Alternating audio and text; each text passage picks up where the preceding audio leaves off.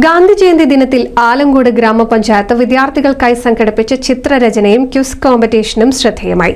Chiyanur Chirakkulam happiness പാർക്കിൽ വെച്ചാണ് മത്സരങ്ങൾ നടന്നത്. ചെറുതോ വലുതോ ആയ ഒരു പാഴ്വസ്തുവും ഞാൻ വലിച്ചെറിയില്ല. നിരോധിത പ്ലാസ്റ്റിക് വസ്തുക്കളൊന്നും ഉപയോഗിക്കുകയുമില്ല.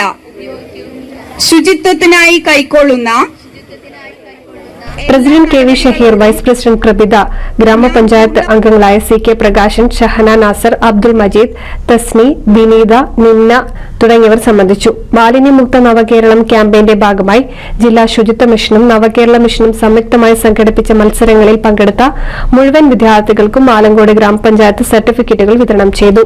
LP, UP, ഹൈസ്കൂൾ വിഭാഗത്തിലായിരുന്നു മത്സരങ്ങൾ നടന്നത്.